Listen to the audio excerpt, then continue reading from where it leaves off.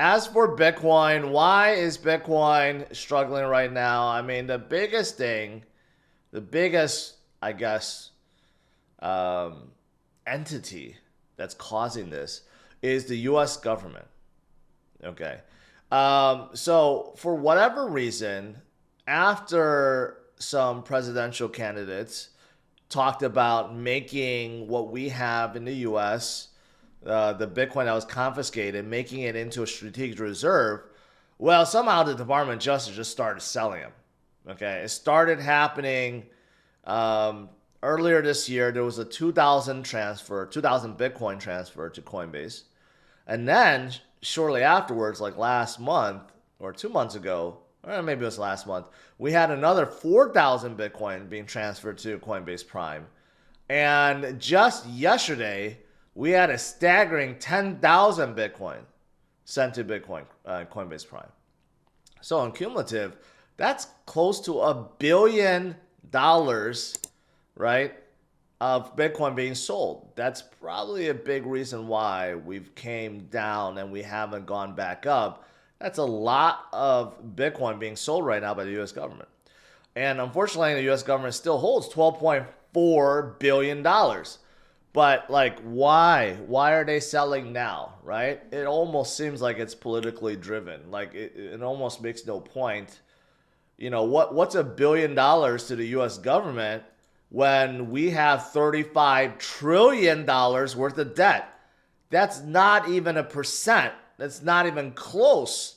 That $1 billion does nothing for the US government, right? So, and we don't have any kind of weird rule like with Germany where, price fluctuates more than 5%, you got to dump it all.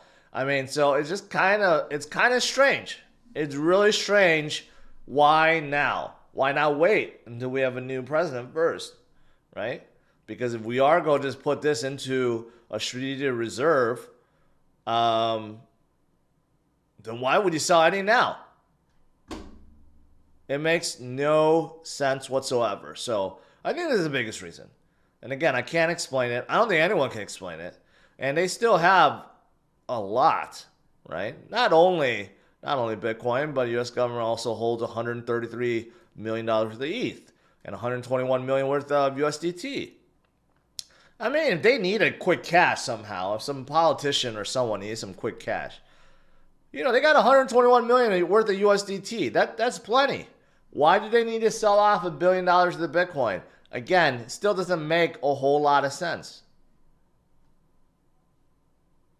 But whatever. Whoever is in charge just does not understand, right? Despite all the negativity and despite the fear level right now, still in the index showing we're still in fear level, right? There are those that understand, okay? That's why Bitcoin is still going to recover, going to form a new high, and that's not going to change. It's also the reason why so many are still loading up on Bitcoin and also other crypto as well. First of all, ETF Flow, right? The one entity, the one person that I said that truly understands Bitcoin and will never sell now. I don't know about never, but hasn't sold, even though market is telling him to sell, is BlackRock. Even though yesterday we had a pretty bad outflow day. 18 million, 6 million, 7 million, 57 million from Grayscale. Again, Grayscale, I don't know why Grayscale and Grayscale investors continue to keep on dumping. It just seems like they never stop. Right? That's just crazy amount from Grayscale. Why? Again, they're like the opposite of BlackRock. It makes no sense for them to have massive outflows every single day, even on good positive days. No idea what's going on at Grayscale. But despite yesterday overall being pretty bad, minus 81 million, BlackRock still took it. It wasn't zero, but they still took in about $3 million, right? Larry Fink, he is doing what he can to load up as much as he can. And even with the ETF, it doesn't even make a lot of sense when everyone's panic selling. He should be having outflows, but no. Larry Fink knows he wants to control Bitcoin. He wants to accumulate as much as he can. He's already the third largest holder in the world, and he's going to become number one eventually. That's his goal, right? It's not like a goal that we really want him to have, but in the interim, it does show his conviction in Bitcoin right now. Okay. In case you're wondering about Ethereum, BlackRock is also accumulating close to $1 billion. Okay. BlackRock and Ethereum. And again, look at Grayscale, just continues to dump and dump and dump and dump some more. They dumped a whole lot already. Grayscale at this point is like a Trojan horse. They haven't been good ever since they got their Bitcoin ETF, now Ethereum ETF. I think we were all fooled into thinking, well, yeah, it's great. It's great for Grayscale. No, it's not. It's like a Trojan horse. Their parent company effed up and went bankrupt. Their sister company went bankrupt. Grayscale is the only one that didn't go bankrupt because they had so much. They had so much Bitcoin and Ethereum and others, right? But they are absolutely, troublesome. They're definitely the problem child because look at the ETH chart.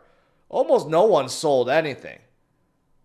And then they happen to dump $2.4 billion. I mean, come on. I don't know what's going on. No one should be happy or cheerful about Grayscale ever again, to be honest. And the same thing, look at the Bitcoin chart. Look at how much they sold. $20 billion worth. It's ridiculous.